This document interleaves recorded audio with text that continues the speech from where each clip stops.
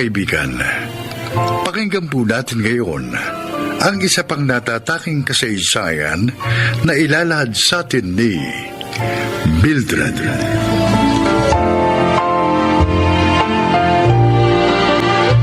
Isa akong ina. Masasabi kong hindi naman ako nagkulang sa aking mga anak sapagkat naibibigay ko naman ang mga pangangailangan nila, lalo na ang pagmamahal. Pero ang hindi ko alam, isang trahedya pala ang nakatakdang maganap sa aking pamilya. Pakinggan niyo ang aking kwento. Mama! Mama! Naglalaba ako, anak. Ano bang kailangan mo? Samahan niyo ako sa CR. Natatakot po kasi ako. Sofia naman, walang multo sa CR natin, kaya wag kang matakot. Sige na. Pumunta ka na doon. Kaya mo yan. Mama! Marami pa akong ginagawa dito, kaya wag mo na akong istorbohin. Pwede ba?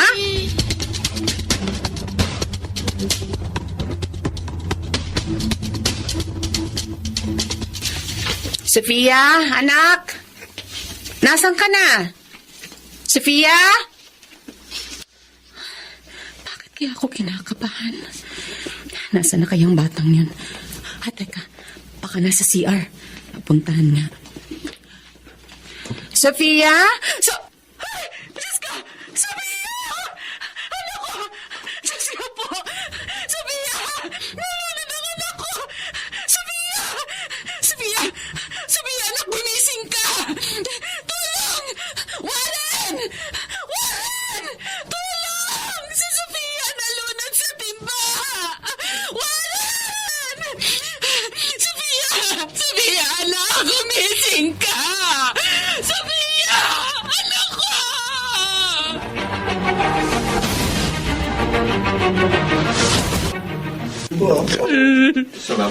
Maraming salamat po sa inyo. Sofia!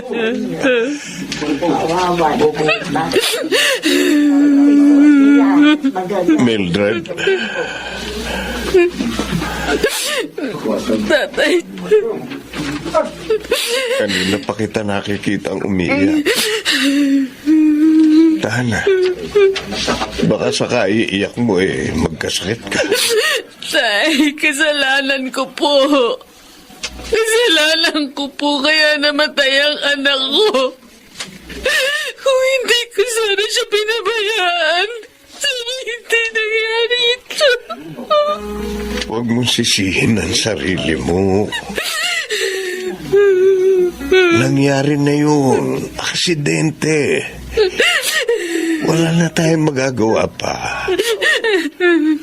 Kahit na umiyak ka pa, hindi na maibabalik pa ang buhay ng apo ko. Kaya, ikaw, huwag mo pabayaan ang sarili mo. Alalahanin mong may isa ka pang anak na kailangan ng kalinga at pagmamahal mo.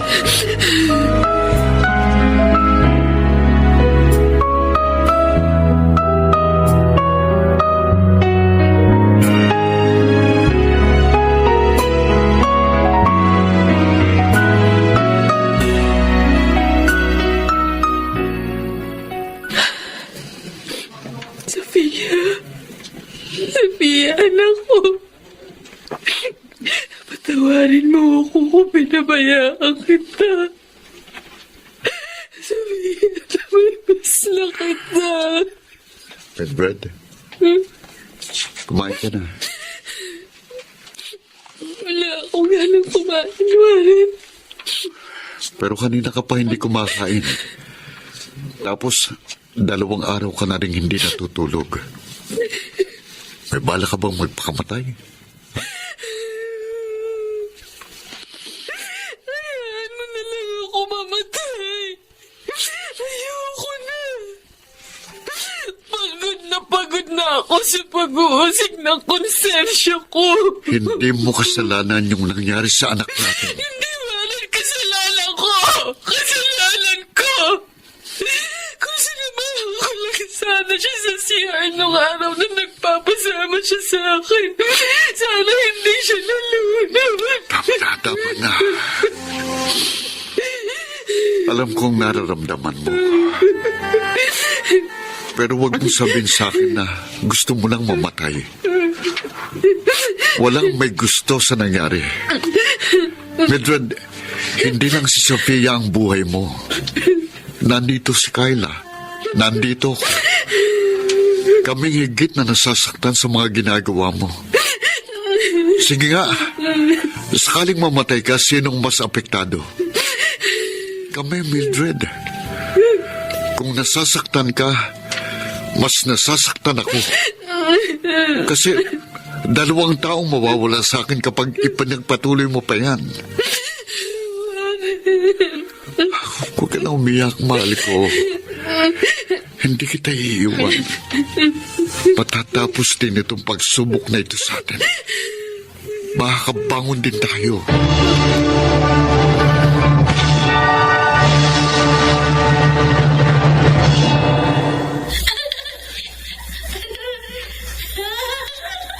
Sofia? Mama! Diyos ko po. Sofia, anak. Buhay ka. Balik na po ako. Anak ko. Oh, anak ko. Namiss kita, anak. Namiss kita. Paano ka nga pala nakabalik? I-request ko po kay Papa Jesus. Kasi nakita ko kayo umiiyak. Ay, Sofia, anak. Buti't nagbalik ka. Di mo ba alam, halos mabaliw na ako sa kakaisip sa'yo.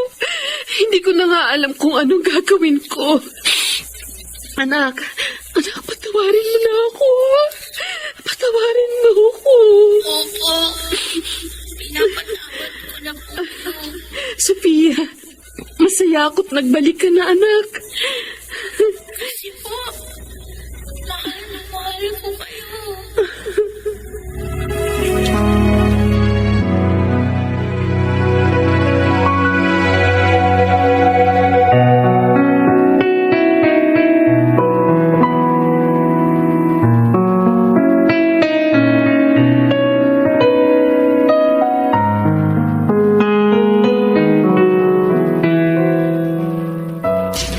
Sofia, anak, huwag ka nga alis dyan, ha? Naglalaba lang ako. Opo, Mama. Pwede po ba ako maglaba? Anak, bata ka pa para maglaba. Nakakapagod to. At saka, baka masira ang balat mo. Matapang yung sabon na ginagamit ko eh. Di akma sa balat ng batang tulad mo. Gusto ko pong matutong maglaba. Para kapag lumaki na ako na lang naman maglalaba. Tapos kayo, magpapahinga na lang. Kasi ayoko po kayong mapagod. Huwag kang mag-alala, anak. Lalaki ka rin. Matutulungan mo din ako sa mga gawaing bahay balang araw. Oh, Kyla, anak. Nandiyan ka pala. Sino pong kinakausap niyo? Ang ate Sofia mo. Anak, nagbalik na ang ate Sofia mo. Eto siya, oh. Kasama ko sa paglalaba. Wala naman po eh. Di ba po, patay na si Ate Sofia? Hindi papatay ang ate mo. Buhay siya. Kinibiro niyo naman po ako, Mama. Sofia, anak. Pagpasensyahan mo na yung kapatid mo, ha? Wala po yun, Mama.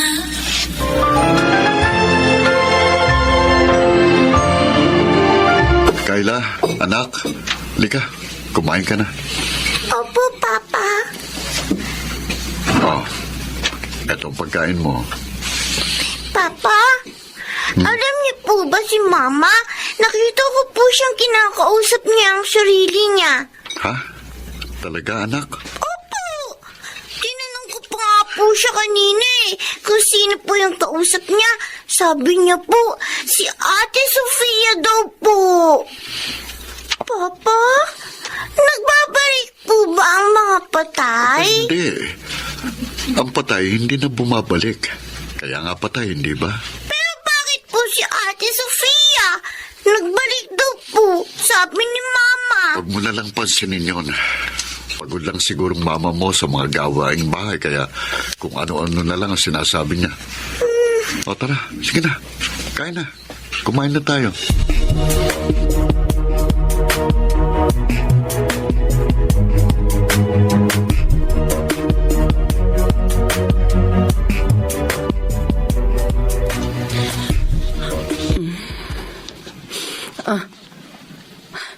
Sofia, bakit gising ka pa? Kanina ka pa ba nakatayo dyan? Hindi po kasi ako makakatulog, Mama. Natatakot ako. Halika dito.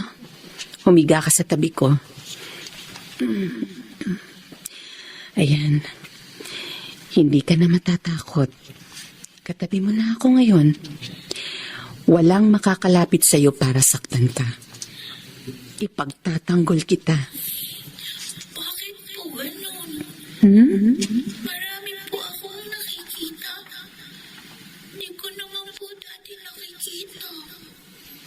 Katulad ng ano? Hindi ko alam. Pero marami po. At saka alam nyo, iba-iba po yung mga nakakasama kong tao. Sinasama nga nila ako eh. Naku, huwag kang sasama sa kanila, ha? Lalo na sa hindi mo kakilala. Opo. Sinabi ko rin po yun sa kanila eh. Na hindi po ako sasama kasi ayaw ko po kayong iwan. Sofia, anak. Maipapangako mo ba sa akin na kahit kailan, hindi ka sasama kahit kanino? Opo. Pangako po. Malalim na ang gabi, anak. Dapat natutulog na ang batang tulad mo sa mga oras na ito. Pwede niyo po ba akong kantahin ulit habang pinapatulog niyo ako? Sige, anak. Sana'y di magmaliw ang dati kong araw nang munti pang bata sa piling ni tatay. Nais kong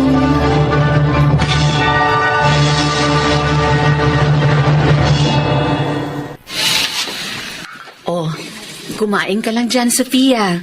Magpakabusog ka. Opo, Mama. Ay, teka. Tatawagin ko lang ang papa mo at si Kyla. Warren! Kyla! Kakain na! Halina kayo dito! Mama? Ano po ang pagkain? Spaghetti! Request kasi yan ng ate Sofia mo. O, halika na. Maupo na kayong dalawa ng papa mo. Mildred, bakit 4 na platong nakahain dito? Syempre, para sa ating 4. Ano? Hindi mo pa rin ba matanggap na wala na si Sofia? Warren, nandito si Sofia. Ayan siya, oh. Hindi mo ba siya nakikita? Mildred naman, huwag mo naman sanang pahirapan pa mga kalooban natin. Nandito si Sofia. Anak ng... Oh. Patay na, Sofia! Kahit kailan hindi na babalik pang anak natin! Hindi! Hindi pa patay ang anak ko! Ayan siya, oh! Ayan siya! Buhay na buhay! Mildred. Mildred naman. Ano pa nangyayari sa'yo? Diyos ko pa, bakit po nagkakaganito ang asawa ko? Warren! Bakit ba ayaw mo akong paniwalaan? Alam ko masyado ka nangungulila sa anak natin. Pero sana naman matuto kang pakawalan na siya. Warren, hindi. Hindi ko magagawa yan. Hindi ko kakayanin kapag nawala pa sa akin si Sofia. Hindi, Warren. Hindi. Hindi ko kaya yun. Alam ko nararamdaman mo. Pero matuto tayong tanggapin ang katotohanan. Mildred, nandito naman ako. Kasama mo ko. Kung nangungulila ka pa rin sa anak natin, sa akin ka pumunta. Kausapin mo ko, yakapin mo ko. Sa akin mo lang ituon ang atensyon mo. Asawa mo ko. Ako lang ang tanging makatutulong sa'yo.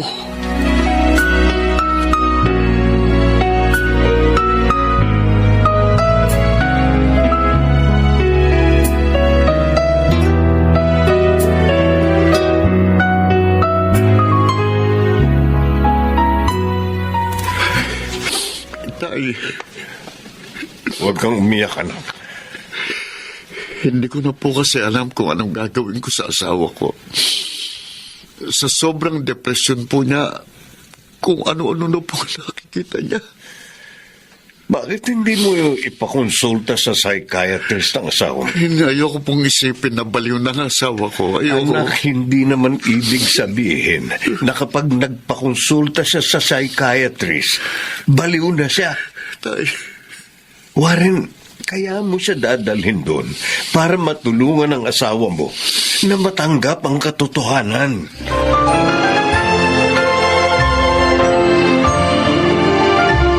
Mama? Bakit po kayo nag-iimpake? Aalis po kayo? Saan po kayo pupunta? Sasama na ako sa Ate Sofia mo. Aalis na kami. Pwede po bang sumama ako sa inyo? Hindi pwede, anak. Walang makakasama ang papa mo dito. Pero Mama, gusto ko pong sumama sa inyo. Please naman po, Isama niyo na po ako sa lakad ninyo. O sige. Sige, anak. Isasama na kita.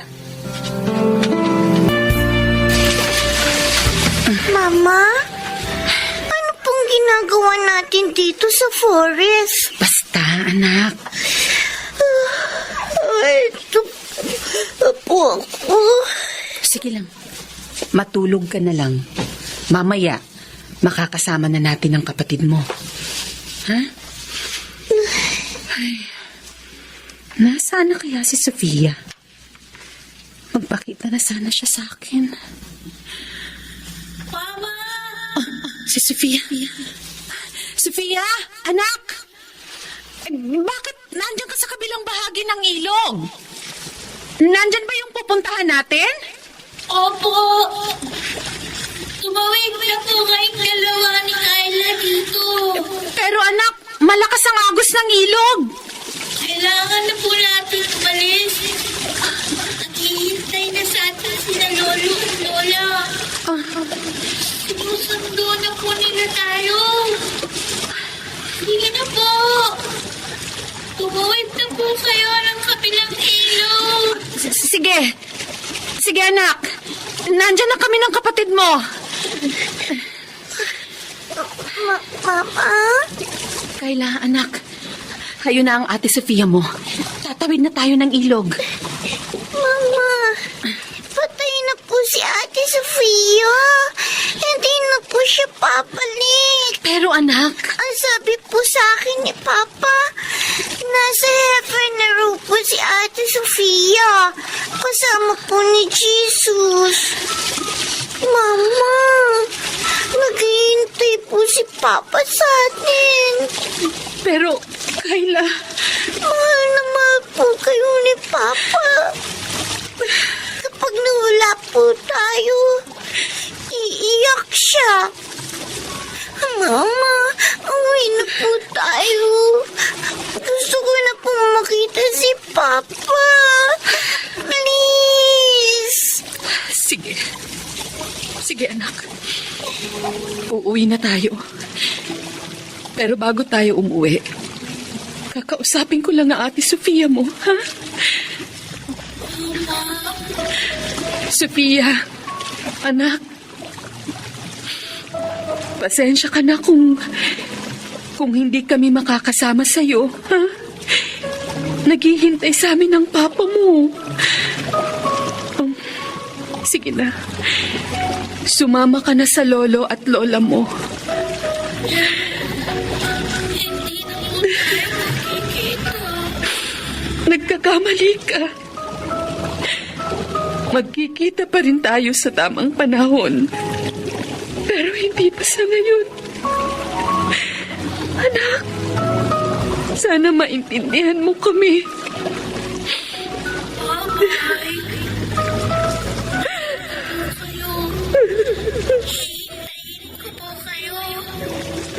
Sofia! Sofia, anak ko! Paalam!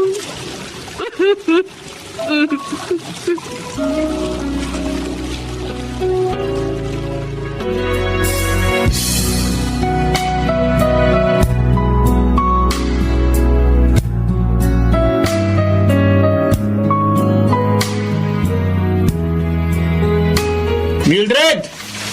Kayla! Nasaan na kayo? Mildred! Kayla! Sir, baka nandito po sila sa gawing ito. Parang may bakas ng sapatos sa lupa. Oo nga. Sandali. Parang may natatanaw akong papalapit. Oh? Mildred! Kayla! Warren, Ha? Mildred! Ano? Mildred, saan ba kayo nanggaling ng anak mo, ha? Sa gubat po, Papa. Kubat! Anong ginawa niyo doon? Mildred! nagpaalam lang kami kay Sofia. Mildred, kailan mo ba matatanggap na patay ng anak natin? Tanggap ko na, Warren. Pupunta tayo sa klinik ni Dr. Emerson bukas. Kailangan nating masiguro na okay ka na. Sige, ikaw ang bahala. Patawarin mo ako. Patawarin mo ako kung pinag-alala pa kita. Ha? Pero, huwag mo nang uulitin ito, ha? Makako ka sa akin. Pakiusap.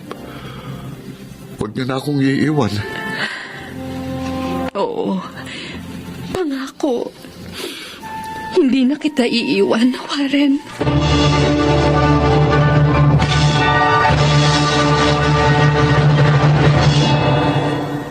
Pagkatapos noon ay nagpakonsulta ako sa psychiatrist. Hindi nagtagal ay bumuti na rin ang aking isipan. Sa tulong ng aking asawang si Warren at anak na si Kayla, tuluyan ko nang natanggap ang nangyari sa aking panganay. Gayunpaman, mananatili pa rin si Sofia dito sa puso ko. Magkikita rin kami sa takdang panahon. Ako si Mildred at ito ang aking buhay. Wagas ang pagmamahal ng isang ina. Kaya sadyang masakit para sa kanya ang mawala ng anak. Ngunit may ibsan ang bawat sakit dahil nandyan ang kanyang pamilya na handa siyang damayan sa lahat ng oras. Ang pagmamahal ng ating kapamilya ang siyang kailangan upang muling makabangon sa buhay. Mga nagsiganap: Phil Cruz, Rosana Villegas, Chiquit del Carmen Amor, Lionel Benamine, Maynard Landicho Jr. at Jenaline de la Cruz sa papel na Mildred. Naglapat ng angkop na tunog Jenny Mutia, sa musika ni Buboy Salonga, superbisyong teknikal Eric Lucero at Bong Muyar, creative consultant Phil Cruz, production assistant Anching Cruz. Ito'y mula sa panulat ni Krishna Senga, sa direksyon Salvador M. Royales. Ito ang aking buhay.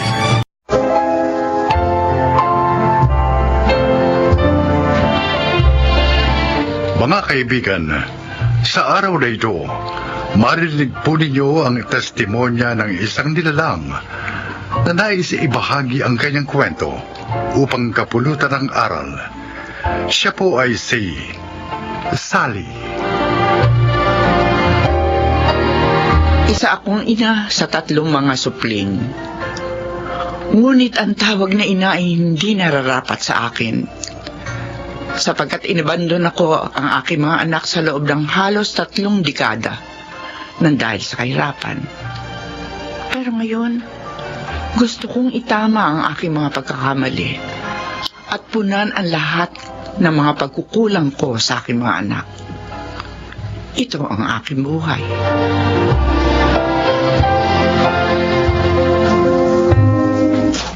Sigurado ka ba sa gusto mo na bumalik uli sa mga buhay nila?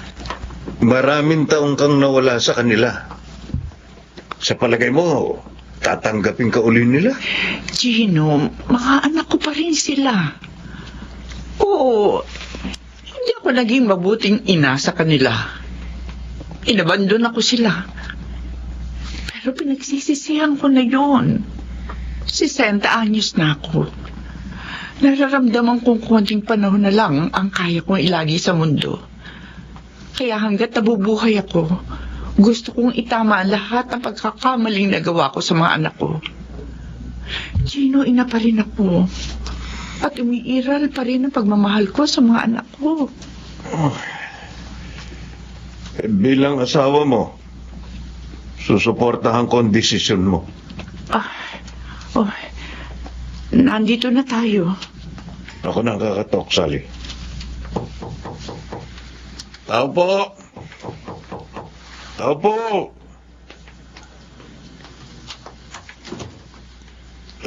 Pasensya na ho sa abala. Ito ba ang bahay ni na Jimena de los Santos? Opo. Dito nga po nakatira si Auntie Jimena. Sino po sila? Pakisabi, nandito si Sally. Sandali lang po. Tita Jimena? May mga bisita po kayo. Si Sally daw po. Ano, Sally? Opo. Ate Jimena? Sally? Oh, Diyos ko! Sally, ikaw nga!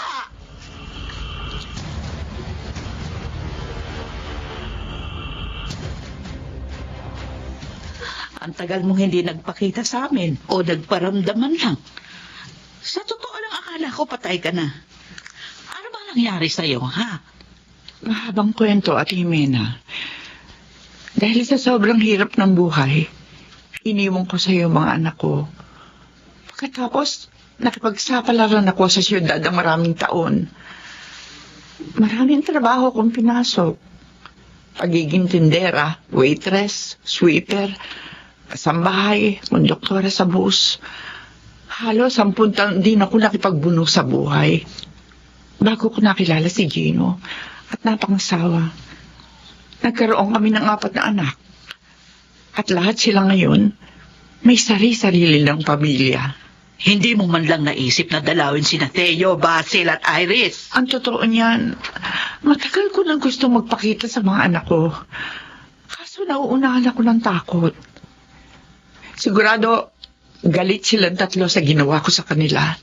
At yun ang mali ko, Ate Jimena. Kasi walang araw o gabi na hindi ako binabagabag ng aking konsensya. Ate, sorry. Nung umalis ka at iniwan mo sa akin ang mga anak mo, nagpakaina agad ako sa kanila. Pinunan ko lahat ng mga pagkukulang mo. Minahal, inaruga, pinakain, at pinag-aral ko sila ng mahabang panahon. Aawa ng Diyos. Nagbunga din yung mga paghihirap ko. Si Theo, engineer na. Si Basil naman, isang certified public accountant. Si Iris naman nag-aaral ng paggawa ng mga alahas. Wala po silang mga sariling pamilya pero masasabi ko, successful na sila sa buhay. Maraming salamat, Ate Jimena. Ay kaya lang, hindi ko alam kung magiging masaya ba sila kapag nalaman nilang ikaw ang kanilang ina. Ate, handa ko naman tanggapin anumang masasakit na salita ang bibitiwan nila sa akin.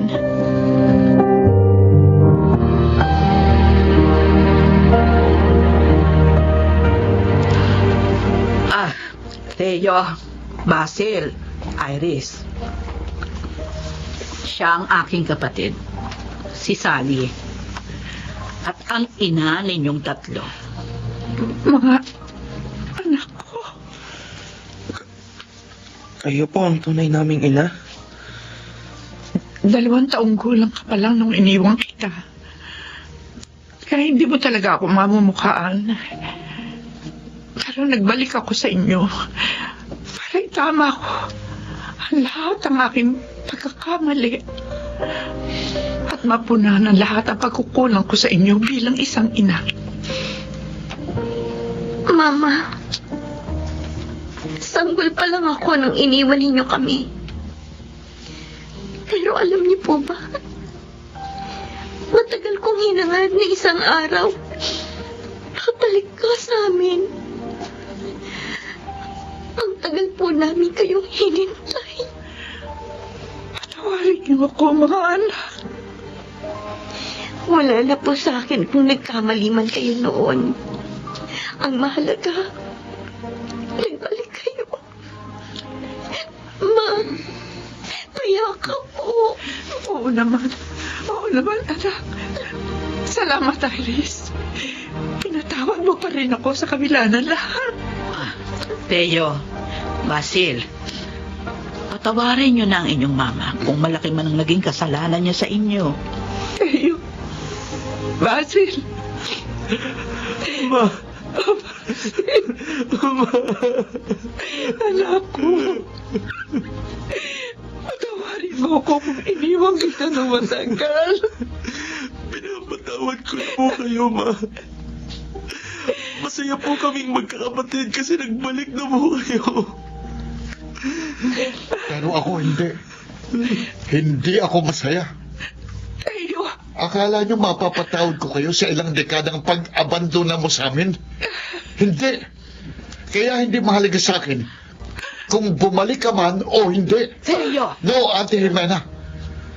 Kahit kailan, hindi ko kikilalanin ang babaeng yan bilang ina ko.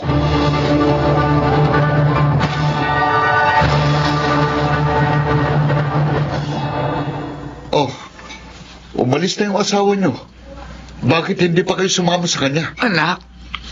Nag-usap at nagkasundo na kami ni Gino na bumalik muna sa bahay namin para asikasuhin yung mga apo namin.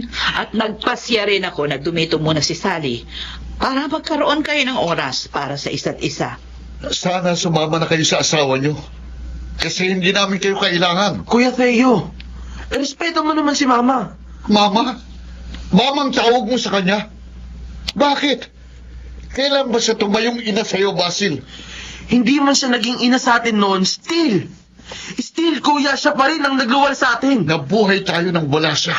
Kaya makakaya rin natin ngayon na wala siya. Wala na ako ng gana kumain. Teo! Bumalik ka dito! Teo! Auntie, hayaan po muna natin si Kuya Teo. Sally, pasensya ka na sa inasal ng panganay mo. Ate Jimena, tanggap ko na yun eh. Naiintindihan ko naman siya.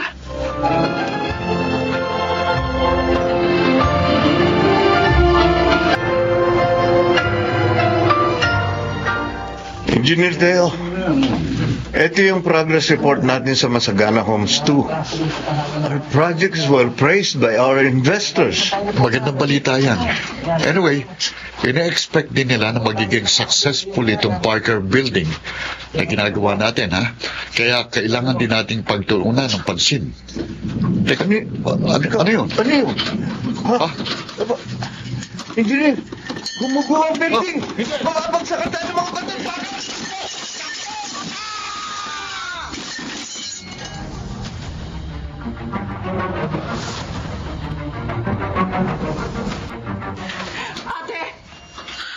Ate Jimena, kumusta na si Teo? Sally, Ano lagay niya?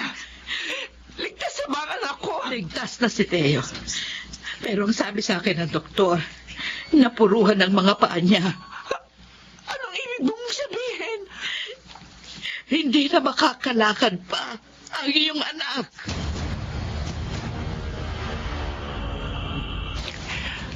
Teo, nandito na tayo sa bahay.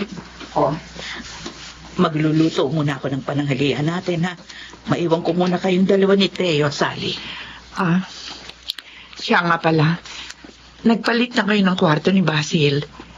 Dito ko na ngayon sa dati niyang kwarto sa ibaba. Para hindi mo na kailangang umakyat pa ng hagdan. Halika. Ihahatid kita sa bago mong kwarto. Hindi na, huwag na. Hindi na kailangan. Kaya kong pagulungin ang wheelchair ko na mag-isa. Teo, anak. Hindi mo ba narinig ang sinabi ko? Hindi ko kailangan ng tulong mo. Kaya kong mabuhay nang hindi humihingi ng tulong sa'yo o kahit kanino.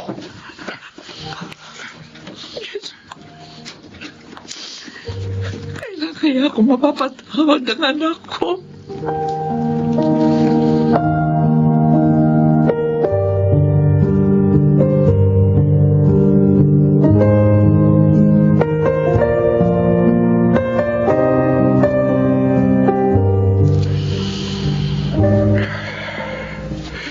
Hindi ko matanggap na nangyari sa akin ito.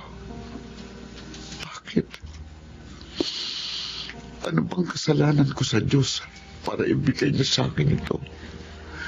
Itong napakalaking pagsubok. Eyo, binigay sa'yo ang ganyang klaseng pagsubok. Hindi ibig sabihin susuko ka na lang sa buhay. Kailangan tanggapin mo ang nangyari. Pagsimula ka ulit. Bumangon ka. Marami ka pang pwedeng gawin sa buhay. Ang importante, buhay ka. Hanggat may hininga, may pag-asa. Ate Jimena, Maiwan ko muna kayo ng mama mo. May asikasuhin lang ako doon sa kusina.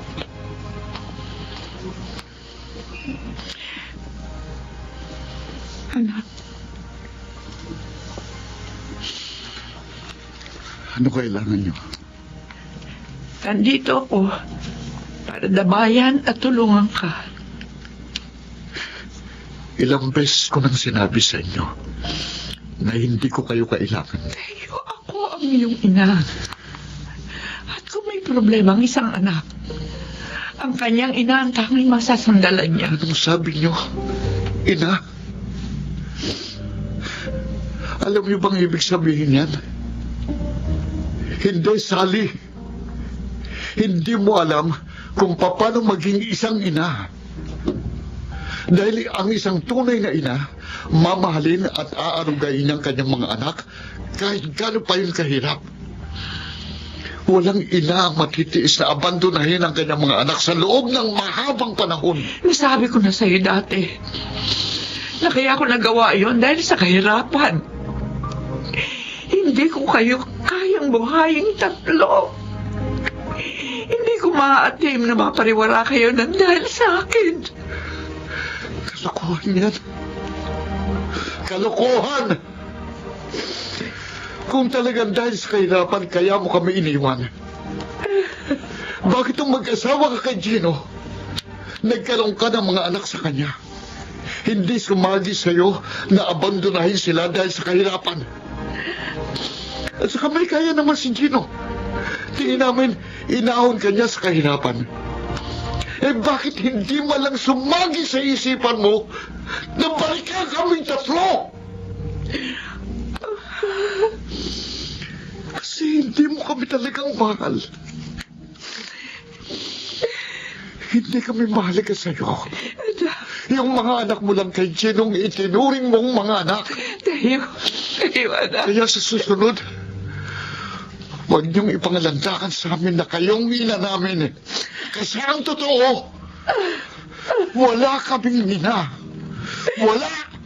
Wala!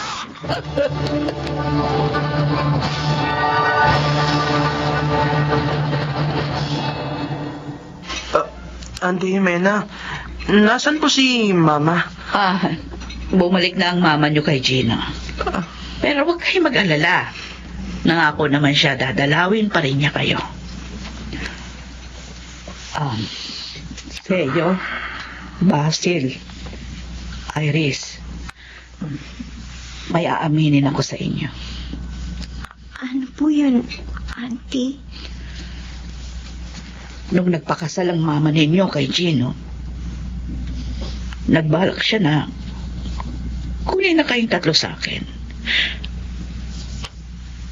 Pero sa kaloob-looban ng puso at isipan ko, hindi ako pumayag. Ayokong mawala kayo sa akin kasi tinuring ko na kayong mga anak. Kaya ang ginawa ko, lumipat tayo ng bahay nang hindi niya alam. Oo. Sa mahabang panahon, tinago ko kayo kay Sally. Kailan ko lang sinabi sa kanya yung present address natin, kaya nakapunta siya sa atin. Kasama si Gino. Kaya, Teo, hindi kasalanan ng mama mo kung bakit hindi niya kayo nabalikan. Ibig mo sabihin, Auntie Jimena, Hindi alam ni Sally. Ang totoo, pinagkait ko kayo sa kanya. Patawarin niyo kung tatlo kung naging makasarili ako. Nagawa ko lang yun kasi mahal na mahal ko kayo. Auntie, Kaya pakiusap. Patawarin mo na ang mama mo. Tanggapin mo na siya. Teo, mahal ka niya. Mahal na mahal.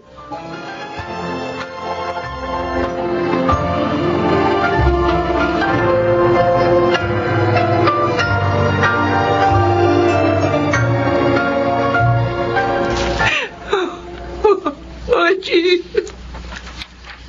Alam kong masakit ang pinagdaraanan mo. Pero tama naging desisyon mong bigyan mo muna ng espasyo ang panganay mo. Sally, pagbalik-balik ta rin man ang mundo, ikaw pa rin ang kanyang ina. Darating ang araw, matatanggap ka din niya. Sandali, may kumakatok sa labas. Baka ang mga anak nating sina Daisy Trina yan. Bubuksan ko lang ang pinto.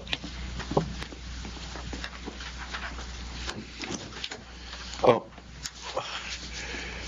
Sally, may mga bisita ka. Mama. Russell, Iris, mga anak ko, buti na pasyal kayo.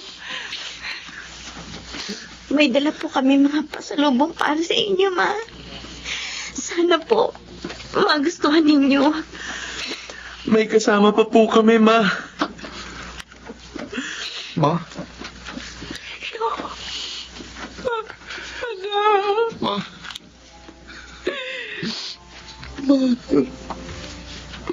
Bakit kayo umiiyak, anak? Patawarin po ninyo ako. Kung nakapagbitaw ako ng mga masasakit na salita sa inyo noon. Patawarin niyo po ako kung hindi ko kayo agad natanggap bilang aming ina. Hindi ko po dapat ginawa yun sa inyo. Pinagsisisihan ko po yun. Inamin po sa amin ni Auntie Jimena na nung nagpakasal kayo ni Tito Chino, sinubukan niyo kaming bawiin sa kanya. Pero sa halip na ibalik, itinago niya kami sa inyo. Kaya po pala, hindi kayo nagparamdam sa amin ng mahabang panahon. Oo, totoo yun. Matagal ko na kayong gustong hanapin. Pero hindi ko alam kung saan ako magsisimula. Pero huwag sana kayo magalit sa Tita Jimena niyo. Hindi naman po kami galit kay Auntie. Na-realize lang din po namin na wala kayong kasalanan. Sana, mapatawad na po ninyo ako. Teo, kahit kailan, hindi ako nagalit o nagtampo sa'yo. Naiintindihan ko ang sitwasyon. Ang gusto ko lang naman makabawi sa inyong tatlo. At sana, hindi pa huli ang lahat. Hindi pa ho. Tinatanggap po namin kayo ulit sa buhay namin. Mahal na mahal po namin kayo. Tama po si Kuya Teo. I love you, Ma. I love you din po, Ma. Ay, naku. Payakap na sa mga anak ko. Ma, Ito na siguro ang pinakamasayang parte ng buhay ko.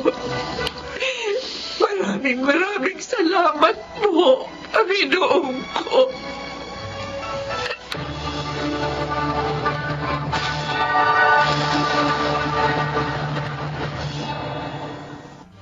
Nakasama ko na ulit ang aking 3 anak. Nagsimula ng panibagong buhay. Hindi man ako naging mabuting ina noon, pero sinisikap ko na ngayon na makabawi sa aking mga anak. Sa ngayon, may sariling pamilya na sina Teo, Basil at Iris. Salamat sa Diyos dahil binuo niya muli ang aking pamilya. Ako si Sally, isang ina, at ito ang aking buhay. Mga nagsiganap, Susan Robles, Phil Cruz, Angelo Alcantara, Chiquit del Carmen Amor, Rosana Villegas, at Lionel Benamin. Sound effects, Jerry Mutia. Musical scoring, Buboy Salonga. Technical supervision, Eric Lucero at Bong Muyar. Sumulat ng ating kasaysayan, Krishna Senga. Creative consultant, Phil Cruz. Production assistant, Anching Cruz. Directed by Salvatore M. Royales. Ito ang aking buhay.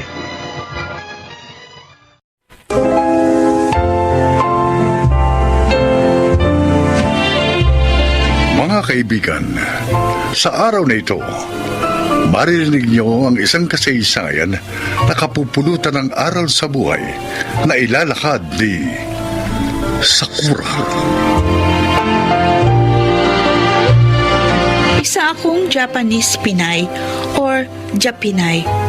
27 years old na ngayon at isang working mom. Masasabi kong puno ng pagsubok ang aking buhay, lalo na ang aking love life. Nagsimula ito nung 15 years old ako, nang makilala ko si Jerome, ang first love at first boyfriend ko. Naging mabuting boyfriend sa akin si Jerome. Sweet, caring, faithful, at saka sobrang mabait. Ayos na sana ang relationship namin until nag-decide ang kanyang parents na sa Maynila na siya pag-aralin. Sakura, bukas nang alis ko papuntang Maynila. Ayaw man kitang iwanan pero kailangan kong gawin ito eh. Para din naman ito sa magiging kinabukasan natin. Kailangan kong makatapos para may magandang buhay akong iaalay sa'yo. Jerome, hindi ko kaya. Ayokong mawala ka sa akin. Iniisip ko pa lang para na akong mawawala ng hininga. Sandali lang akong mawawala. At saka, sa Maynila lang naman ako mag-aaral. Pwede mo naman akong bisitahin, di ba? Oo nga, pwede. Kaso nag-worry lang ako sa'yo. Kasi mamaya pag nakarating ka na ng Maynila, kalimutan mo na ako. Pwede ba yun? Hindi kita pwedeng kalimutan. Girlfriend kita eh. Sayang, hindi kita makakasama sa first anniversary natin. Oo nga eh. But don't worry. Tatawagan kita. Magsa-celebrate tayo ng anniversary natin kahit man lang sa video call. Sana, Jerome, tayo pa rin ang magkatuluyan sa uli, ano? Oo naman. Basta't ipagdasal natin yung sa Diyos. At saka siyempre, depende yan sa kung kaan natin kamahal ang isa't isa. Basta't sa akin makakaasa ka, Sakura. Jerome. Ikaw lang ang una't huling mamahalin ko. I swear.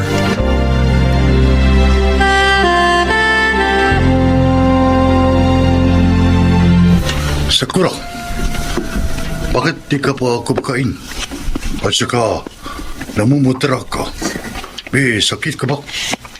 Masama lang pakiramdam ko, Kuya Tatsuya. At saka ayoko ng pagkain. Sorry, parang ayaw masikmura ng katawan ko. Ops naman. Para sa akin na nagluto ng pagkain natin. Eh, sorry talaga, Kuya Kaito. Alam ko masarap ang luto mo. Nagkataon lang, meron akong hinahanap na ibang pagkain eh. Sandali. Hindi kaya buntis ka, Sakura? Ha? Ano po, Ma? Matagal na kita inaobserbahan. Madalas kang mahilo, naduduwal.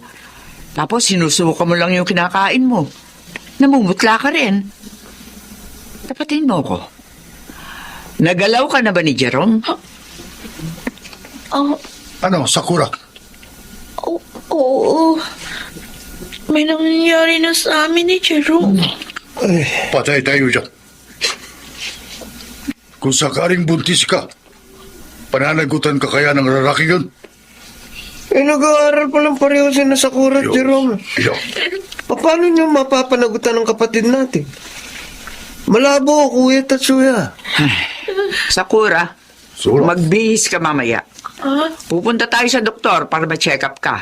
At masiguro kung buntis ka nga. Sakali mag-positive ka, tatawagan ko ang mga magulang ni Jerome para mapag-usapan ang problemang ito.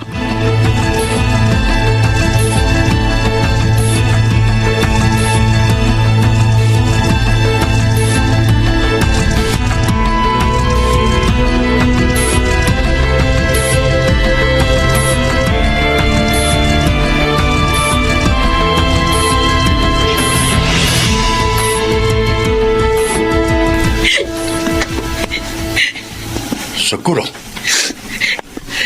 Umiyak ka na naman. Si Jerome pa rin ba iniisip mo hanggang ngayon? 7 buwan na siyang hindi nagpaparamdam sa akin. Oo, yan. Wala siyang reaction nung sinabi ko na buntis ako. Pati yung parents niya nagpalit na ng number ng phone para hindi matawagan ni Mama.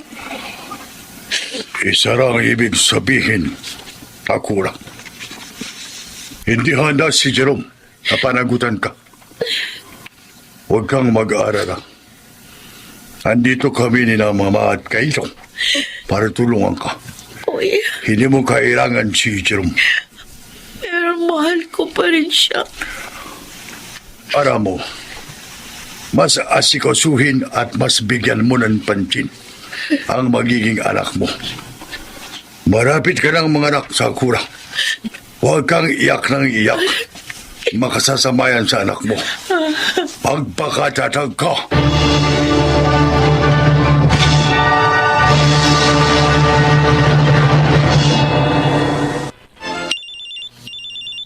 Hello?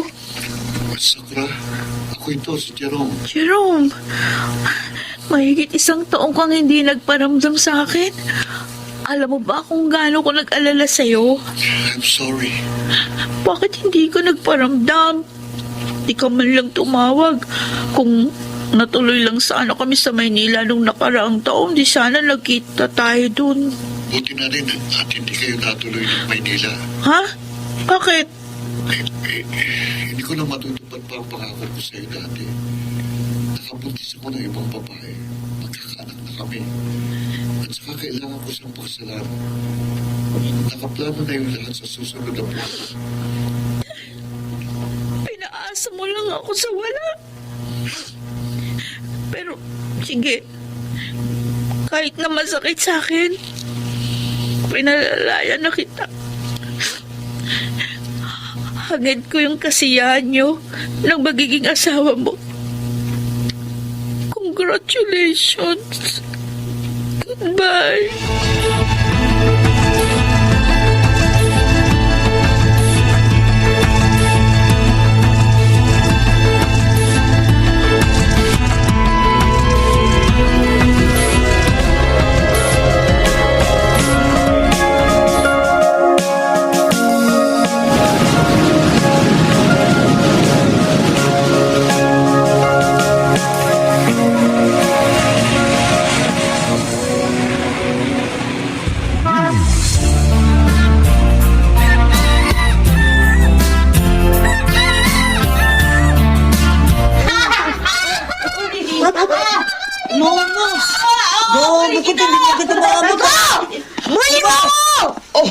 Anak, alikot-likot mo. Halika nga dito.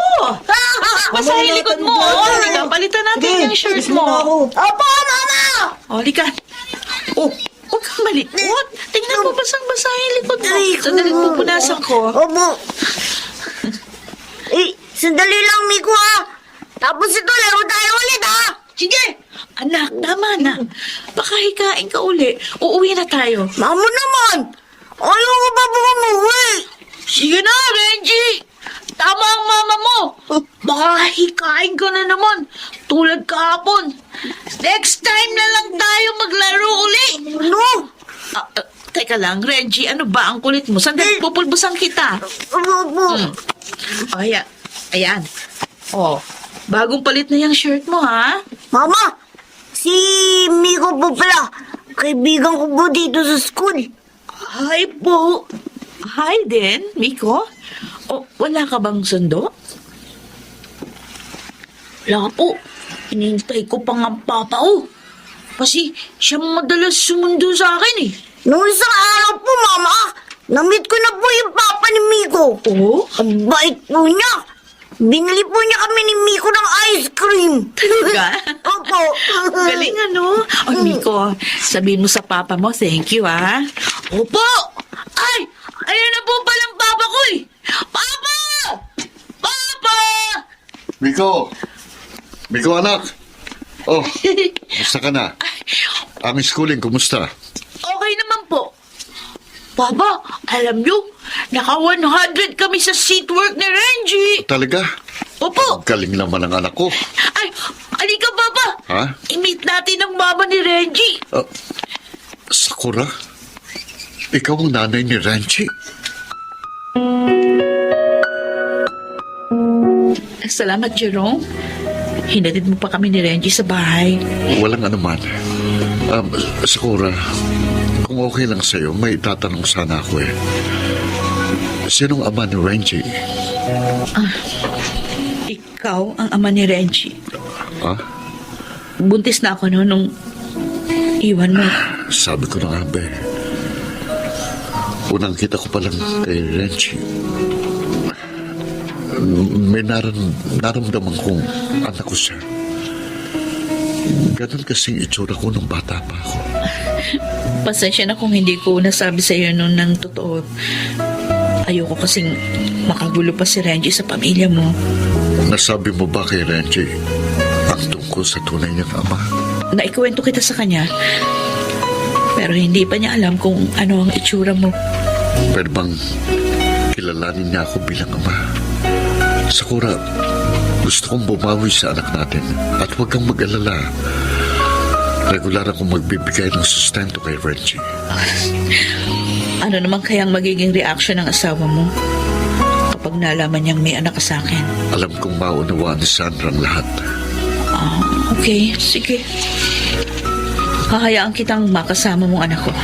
May tiwala naman ako sa'yo. Hindi mo pababayaan si Renji. Nasa iyo na rin kung gusto mong bumawi sa mga pagkukulang mo sa kanya bilang ama. Salamat. Pangako, magiging mabuti kong ama kay Renji.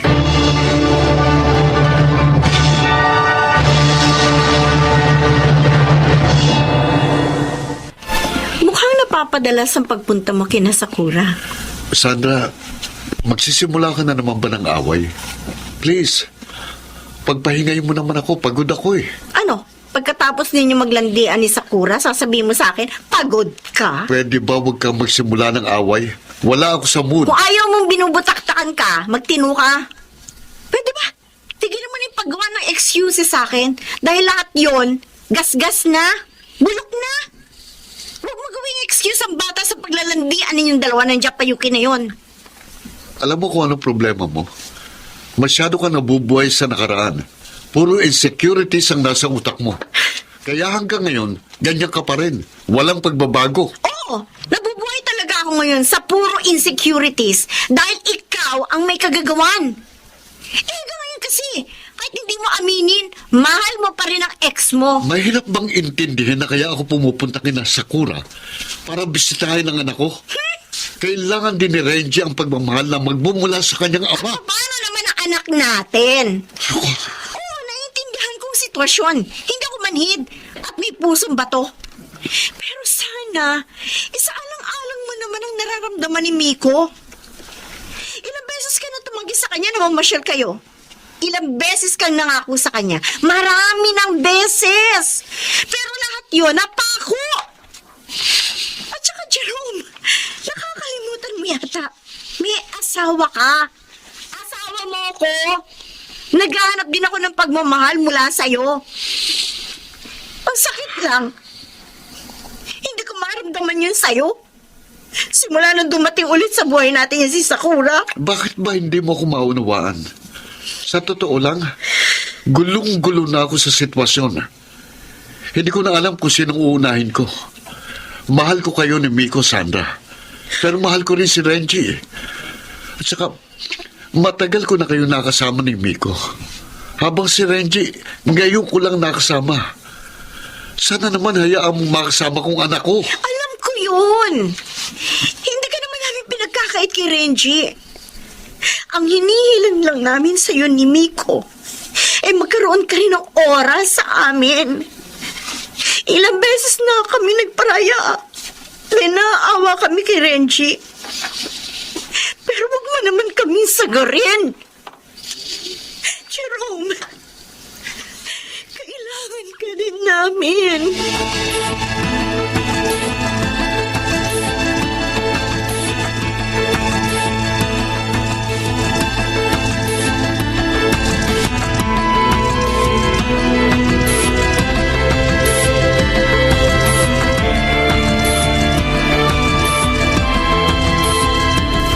Mabuti naman at pumunta ka, Sakura.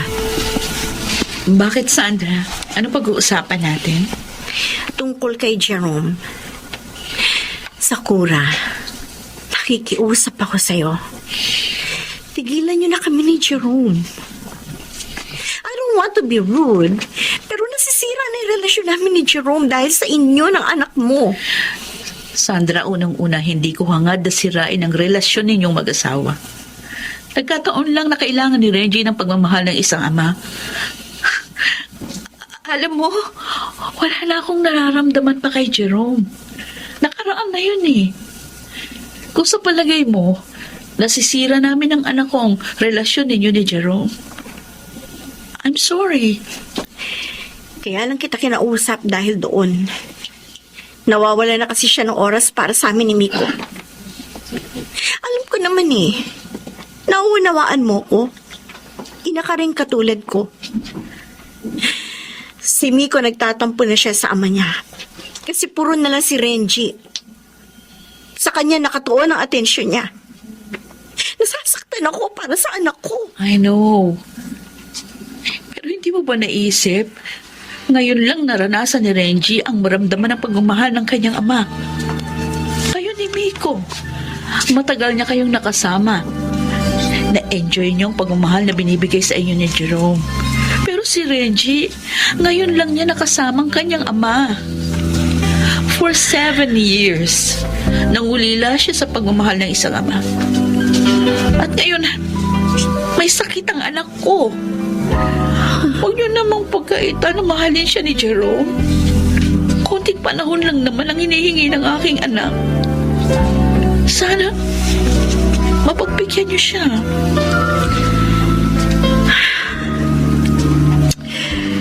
Okay. Naiintindihan ko. Sige. Magpaparaya ulit kami ng anak ko. Huwag kang mag-alala. Hindi mawawala si Jerome sa inyo.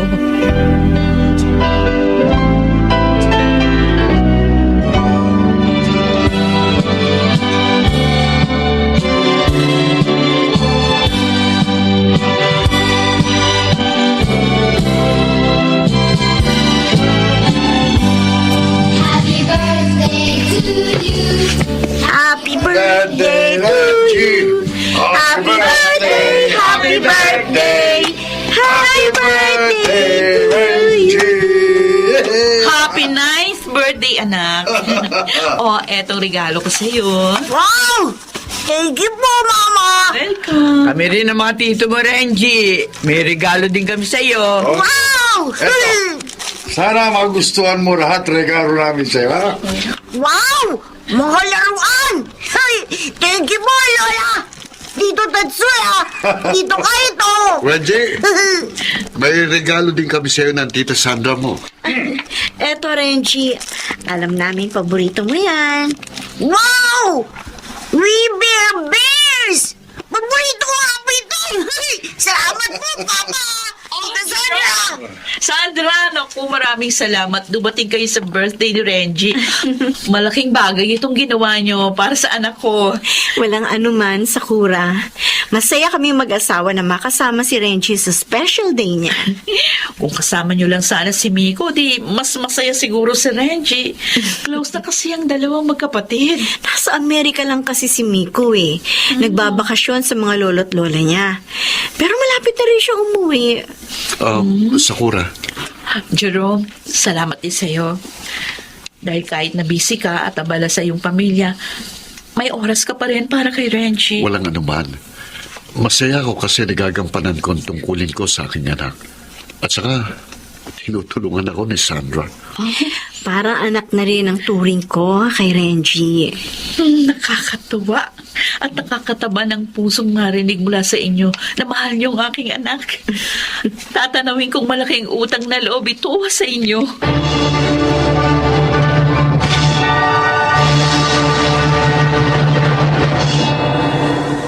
Sa ngayon, 10 taon na si Renji at nag-aaral sa isang private school. Patuloy pa rin sa pagdalaw si Renji sa kanyang ama at masaya naman siyang sinasalubong ni Sandra at Miko. At ito pa, magkumari na kami ni Sandra dahil naging ninang ako sa pangalawang anak nila ni Jerome na pinangalanan nilang Mark Andrew. Ako naman, may boyfriend na rin. Mart ang kanyang pangalan. Nagtatrabaho siya bilang sales rep at masasabi ko na masaya ako sa kanya. Next year, ikakasal na kami ni Mart. Kaya super excited na ako. Ako si Sakura. Ito ang aking buhay. Bagamat hindi man nagkatuluyan sina Sakura at Jerome, ay masaya pa rin sila sa kani-kanilang buhay. Ganun talaga ang mangyayari na ang bawat partido ay walang insecurities na itinatago at tanggap nila ang bawat isa. Nagawa pa rin magkaisa ni Sakura at Jerome para sa kanilang anak na si Renji. At higit sa lahat, natutong tanggapin ni Sandra ang sitwasyon at natutuhan na rin niyang mahalin si Renji bilang kanyang sariling anak. Naway maging inspirasyon ang kwentong ito sa mga katulad ni Sakura at Jerome na may kaparehong sitwasyon. Mga nagsiganap, Phil Cruz, Yunel Benjamin, Susan Robles, Chiquit del Carmen Amor at Rosana Villegas sa papel na Sakura.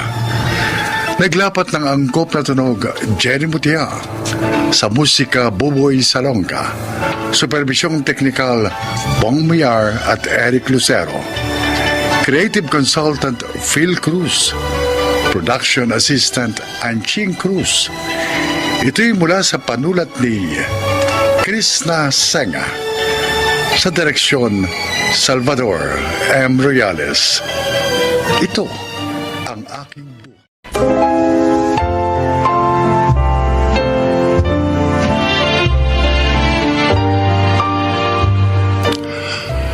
Mga kaibigan, sa araw na ito ay isa na namang nilikha ang magbabahagi sa atin ng kwento ng kanyang buhay. Siya ay si Menchi.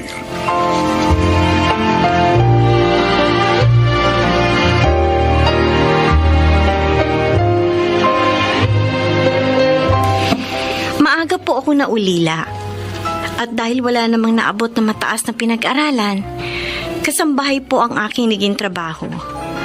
Pakinggan po ninyo ang aking buhay.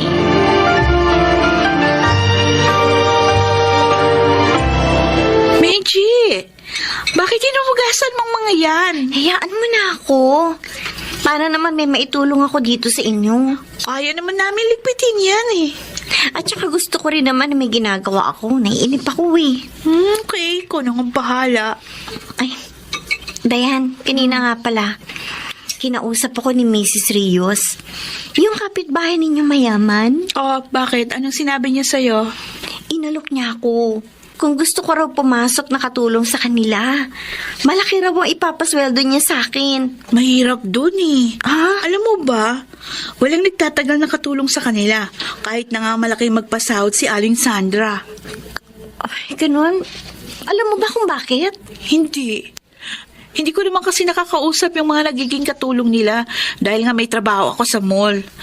Pero palagay namin ni Inay, dahil yun sa anak ni Aling Sandra. Gusto ko sana subuking magtrabaho dun eh. Ha? Sayang naman kasi malaking sweldo. Doon nga sa mga dati kong amo, walang nagpapasahod sa akin ng ganung kalaki. Kahit na nga masipag naman ako. Sa bagay. Tapos meron pang nananakit, di ba? Ay oo, yung huli ko naging amo. Kaya nga umalis ako dun eh. At nagpunta dito sa inyo. Kaya lang, ilang buwan na rin akong tambay. Pero nag-aalala ako kung doon ka magtatrabaho kay Aling Sandra. Salamat sa pag-aalala mo. Isa ka talagang tunay na kaibigan. Malapit lang naman ang bahay nila rito eh. Kaya, magkikita pa rin tayo.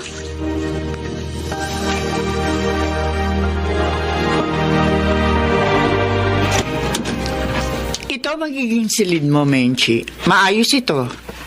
Kaya ang gusto ko, panatilihin mong malinis. Pati ang kama, iingatan mo. Opo, Ma'am Sandra. Oo nga pala, tuwing Sunday maaari ka mag-day off. Pero sa mga araw ng trabaho mo, ayoko na may dumadalaw sa iyo. Sa day off mo, maaari yun. Maaari ka makipagkita sa kaibigan mo. Nakakaintindihan ba tayo? Opo, Ma'am Sandra. Ayoko rin sa katulong na chismosa. Ang gusto ko, ano man ang malaman mo dito tungkol sa amin, huwag mong ichichismis. Hindi po ako chismosa, Ma'am. Mabuti naman. Isa pa pala, ayoko sa katulong na mahilig mag-shorts. Dahil meron akong anak na binata, ayoko magkaroon siya ng kaugnayan sa katulong.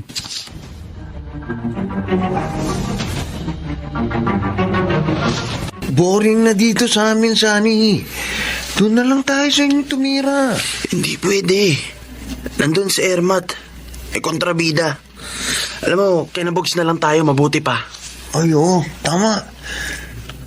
Wala nga pala doon ang Ermat at Erpat niya.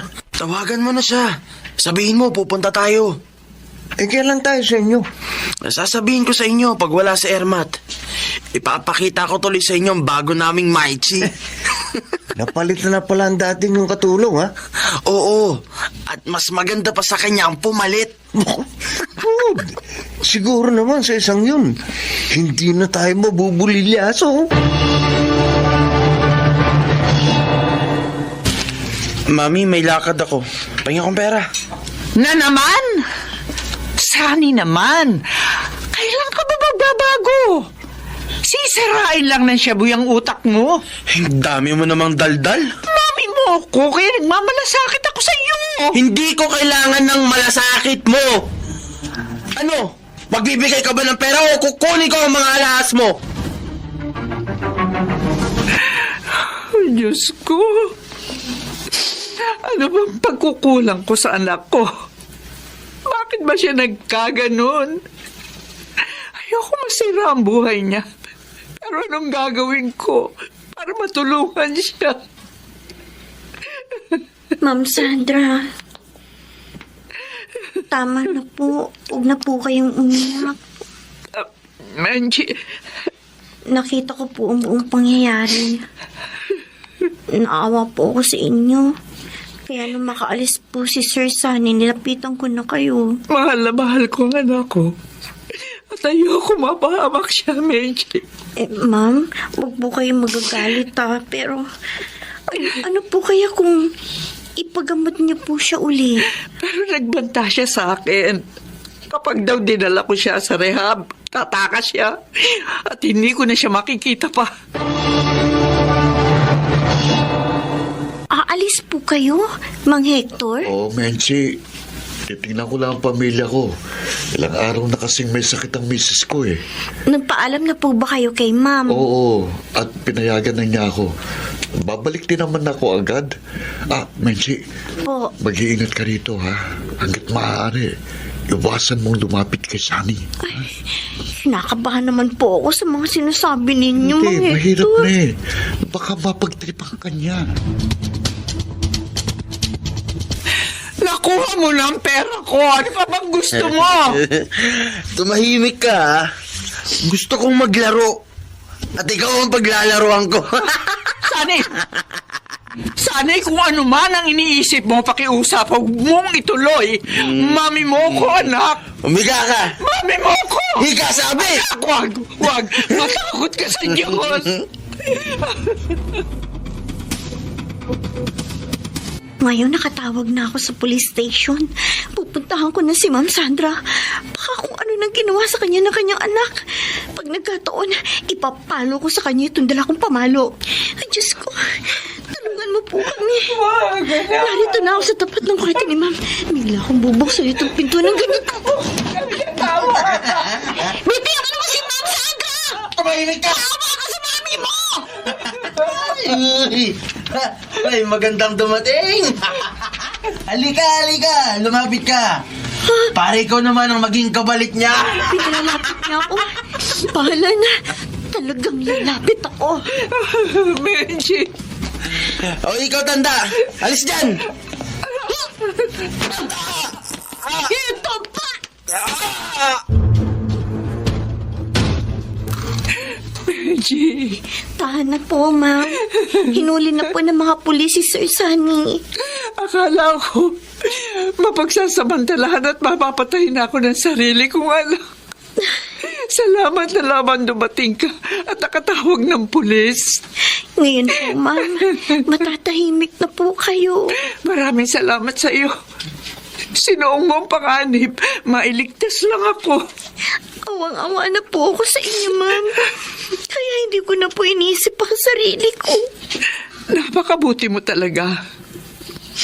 Hindi ako nagkamali sa pagtanggap sa iyo bilang aking kasambahay.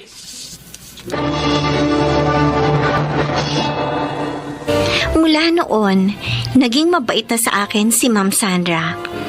Pinag-aral din niya ako at kinuhang katulong sa kanyang negosyo. Sana po ay inyong kinapulutan ng aral ang aking inilahad. Ako po, si Menchi, dating katulong, at ito ang aking buhay. Mga nagsiganap: Chiquit del Carmen Amor, Rosana Villegas, Susan Robles, Angelo Alcantara, Leonel Benjamin at Phil Cruz. Naglapat ng angkop na tunog Jerry Mutia. Sa musika ni Buboy Salonga. Supervisyong teknikal Eric Lucero at Bong Muyara. Ito'y mula sa panulat ni Telma Corporal Alcantara. Creative Consultant Phil Cruz. Katulong sa produksyon Anching Cruz. Sa direksyon ni Salvador M. Royanes. Ito ang aking buhay.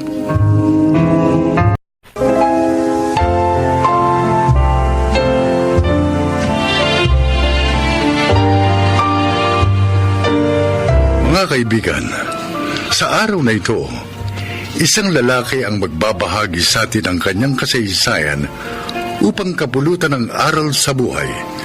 Siya ay si Denver.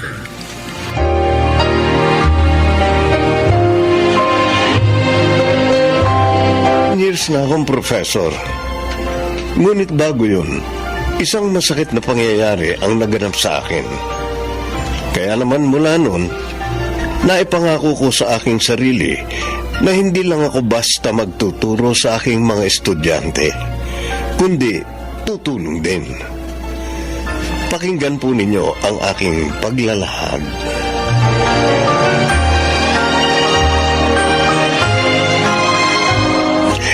Birthday ko ngayon, Randy. Kaya kita inilibre dito sa kantin. Swerte ko po talaga, sir. Sa dami po ng estudyante nyo, ako po ang napili nyong ilibre. Right. Kaya wag mo sayangin ang swerte mo. Gusto ko na, no? Oh, kaya na. Thanks, sir. Pwede na. Bakit nga pala wala kang assignment sa subject ko kanina? Po, Kuwan sir. Sorry po. Hindi ko po kasi nagawa. Nakalimutan ko po. Talaga? O baka naman nakipag-date ka. Kaya ka walang assignment. Sabihin mo na, parang namang hindi ako dumaan sa ganyan eh. Makulit po kasi si Arlene eh. Gusto mamasyal kami kahit wala akong pera. Kaya pinagbigyan ko na po. Di siya ang gumastos. Yes sir. Wala po akong pang-date eh. Ikaw hindi baling makipag-date ka. Pero dapat gumawa ka pa rin ng assignment mo. Sayang naman ang baon mo at time dito sa university kung wala kang gagawin. At ayoko rin masayang ang laway ko sa pagtuturo lang. Gets mo? Yes sir. And thanks po sa pagiging understanding niyo. Anong thanks? May kapalit yun eh. Sir? Marami akong dalang gamit mamaya. Tulungan mo akong iuwi mga yon. Huwag kang mag-alala. Pakakainin uli kita. Okay sir. Yun lang po pala eh.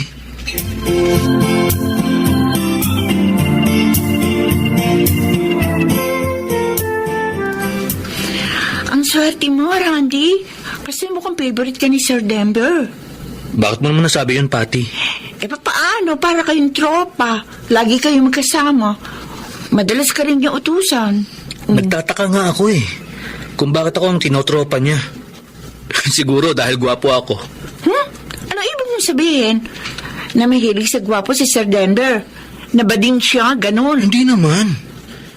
Pero hindi ko maisip ang dahilan eh. Kung bakit malapit siya sa akin. Baka naman talagang mahilig lang siya sa gwapo. Dahil pangit siya. Sus! Ito naman kung makapangit, wagas. Totoo naman, di ba? Pero mabait si Sir kahit pangit siya. Kaya nga, dahil sa mga ipinapakita niya sa akin, ganado ako mag-aral sa subject niya.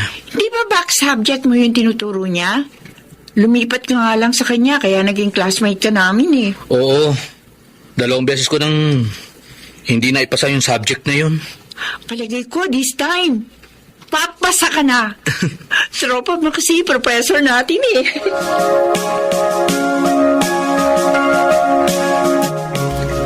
Denver, alam mo na ba usap-usapan ng mga estudyante natin? Anong usap-usapan, Norman? Favorite student po raw si Randy. Sa bagay, napapansin ko nga, madalas mo siyang kasama. Bakit mo nga ba naging paboritong taong yun? Hindi naman siya matalino. Puro nga, pakikipag-girlfriend ang iniintindi nun eh. Kaya kahit 20 years old first year college pa rin. Norman, hindi naman porke gano'n ang estudyante natin. Hindi na maaaring magbago. Ibig sabihin, tinutulungan mo siyang magbago. Oo. Kaya ako nakikipagkaibigan sa kanya. Gano'n naman dapat ang gawin natin, di ba? Yung hindi lang basta turuan ng mga estudyante ng subject natin, kundi akayin sila sa tamang landas ng buhay. Oo nga, pero mas matrabaho yan. Pero dito ako mas nakadarama ng fulfillment. Kapag naaakay ko sa tama ang mga estudyante ko. Nagtataka ako sa'yo, bakit nga ba ganyan ka sa mga estudyante mo?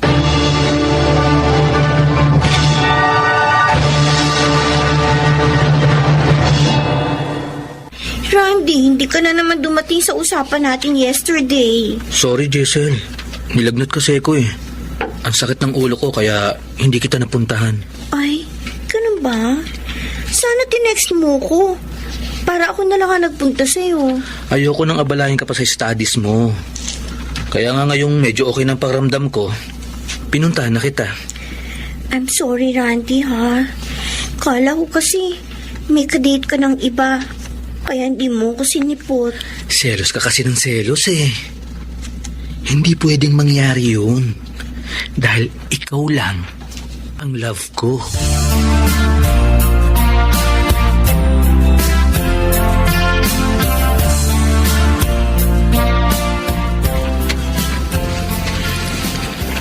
Buksan mo na. Tiyak magugustuhan mo yan. Nakakahiya naman sa'yo, Arlene. Ikaw na lang ang laging may gift sa akin. Ganito talaga ako. Pag love ko yung tao, sige na. Open mo na yung gift ko sa'yo. Okay. Wow!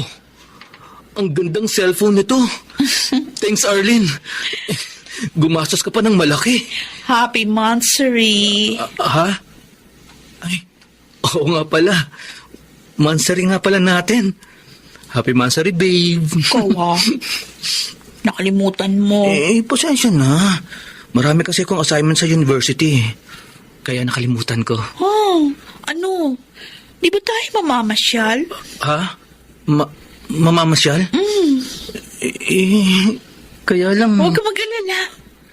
Akong bahala sa gastos.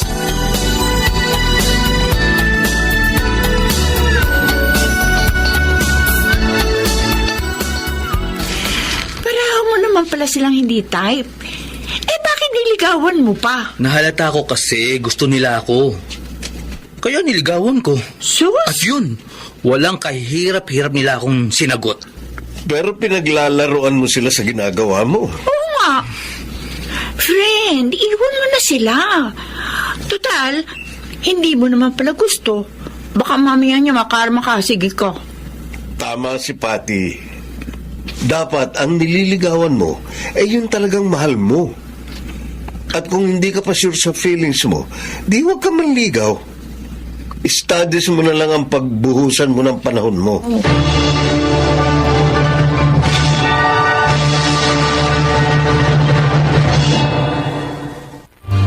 Napakasaya ko nung oras na yon. Napakagaan ng aking kalooban.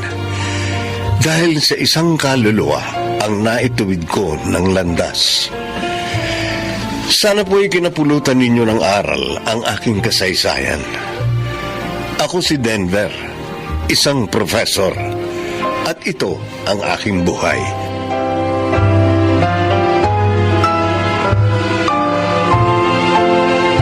Mga nagsiganap, Chiquit del Carmen Amor, Phil Cruz, Rosana Villegas, Alan Ortega, Susan Robles, at Lionel Benjamin sa papel na Denver.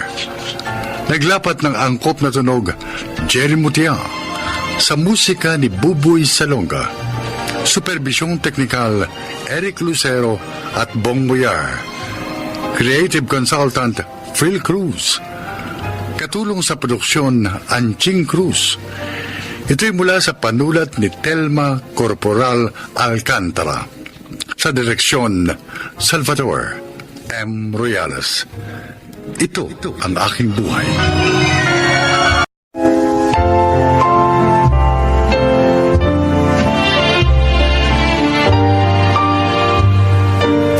Mga kaibigan, sa araw na ito ay isa na namang nilalang ang magbabahagi sa atin ng kanyang buhay upang kapulutan ng aral.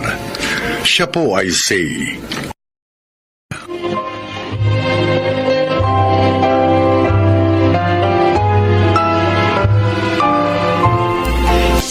Merry Christmas po, Nanay Narda!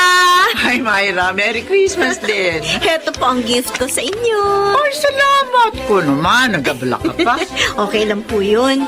Ay, nasaan nga po pala yung best friend ko? Ay, nandun sa kwarto. Midlip sandali. Sumakit kasi ulo eh. Kumusta na nga po pala yung project niya? Kanina yun, di ba? Oo, ayos naman. Successful. Tinulungan siya ni Oscar at ng mga barangay namin. Dumating po ba si Gerald? Ay, naku, hindi. Talo sila ng gusto ni Ruby nung isang linggo. Nasundan pa yun ng tanggapin ni Gerald, yung kliyenteng hindi tinanggap ng aking anak.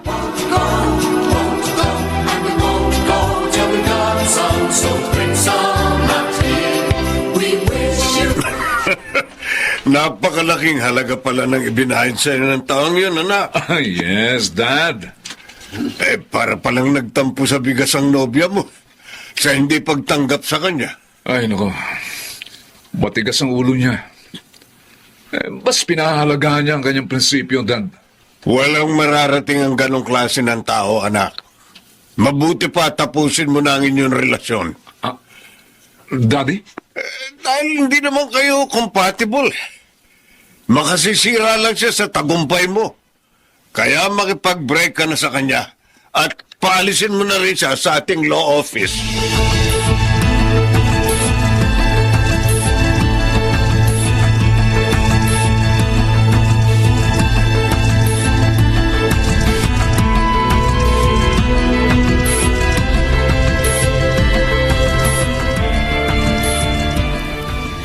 Grabe naman ang mag-amang yun. Ang sama ng ugali. Hindi ko nga rin akalaing gagawin nila yun sa akin. Paano ngayon yan? Saan ka papasok, anak? Kinausap ko na po si Myra, Nay. Kinuha na po niya ako sa law office ng tito niya. Kaya magkakasama na kami. Ay, mainam naman. Nay, hindi po pababayaan ng Diyos si ate dahil nasa panig siya ng kabutihan. Nalulungkot nga ako at nangihinayang.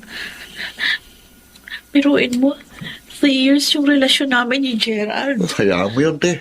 Buti nga nalantad sa'yo habang maagang pag-uugali niya. Malaki pa ang chance mo na makahanap ng mas karapat-dapat sa'yo. Tama ang kapatid mo, anak. At narito kami. Karamay mo sa lahat ng sandali. Salamat po, Nay. Oscar, malaking kagaanan sa loob na kahit tagapagtanggol ako, may mga taong sumusuporta at nagtatanggol din sa akin.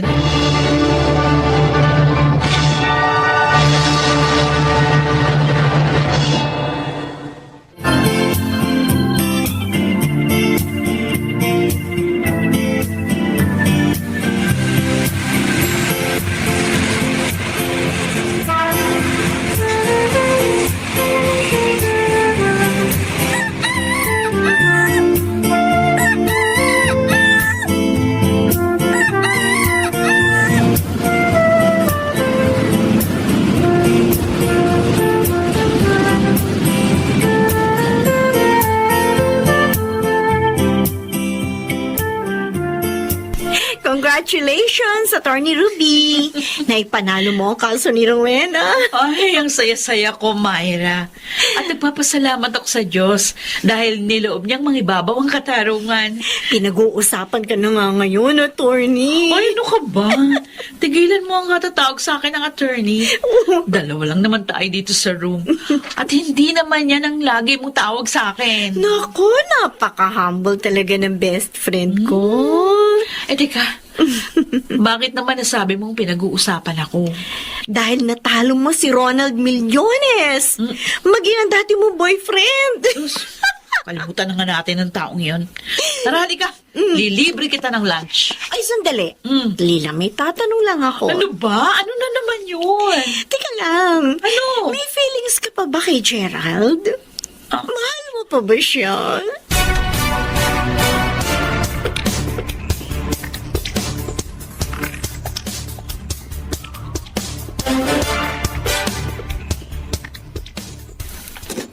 Oh, kayo pala, Nay. Pasok po kayo. Yan ba yung mga isasama mo sa mga ipamimigay ng ate mo sa darating na Pasko? Opo. Abay, kadami! Mas marami kaysa nung mga nakaraang taon. Tumulong din po kasi ang mga office mate ko. Matutuwa ang ate mo niyan. Sa kanya rin, maraming nagbigay ng tulong. Ang bilis ng panahon, no, Nay? Oo nga. 2 years lang ang nakalilipas. Buhat ng simula ni ate ang proyektong ito. Ay, tama, anak. At sa awa ng Diyos, lalong gumiginhawang buhay natin. Lalo kaming nagtatagumpay ni ate sa aming trabaho.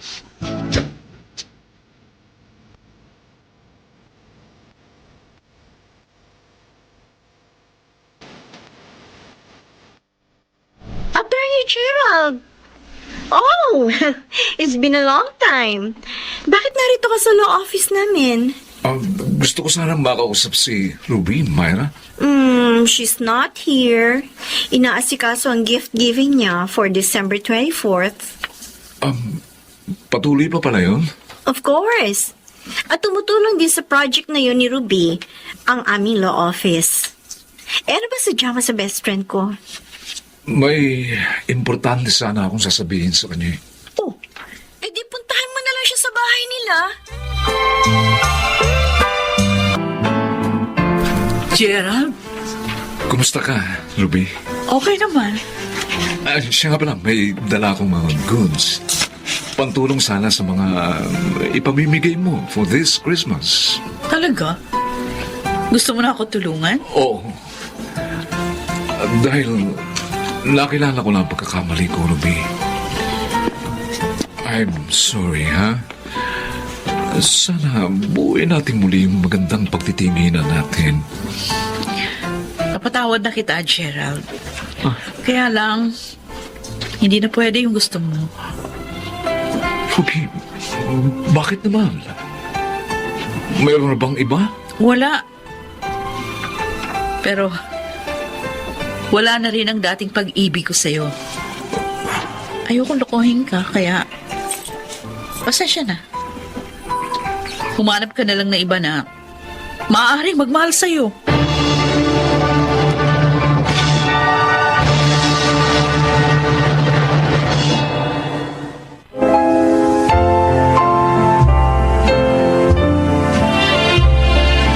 Kahit wala pa rin akong boyfriend hanggang ngayon, masaya ako dahil nagagampanan ko ng tapat ang aking propesyon.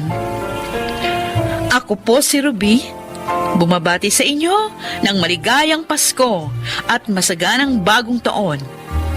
At ito po ang aking buhay. Hindi hahayaan ng Diyos sa kalungkutan ang may mabuting kalooban, lalo na sa panahon ng Kapaskuhan. Mga nagsiganap: Susan Robles, Phil Cruz, June Martin Legaspi, Chiquit del Carmen Amor, Janelle Benamin, at Rosana Villegas sa papel na Ruby. Naglapat ng angkop na tunog, Jerry Mutia. Sa musika, Buboy Salonga. Supervisyong teknikal, Bong Muyar at Eric Lucero. Creative Consultant, Phil Cruz. Production Assistant, Anching Cruz. Ito'y mula sa panulat ni Thelma Corporal Alcantara. Sa direksyon, Salvador M. Royales. Ito ang aking buhay.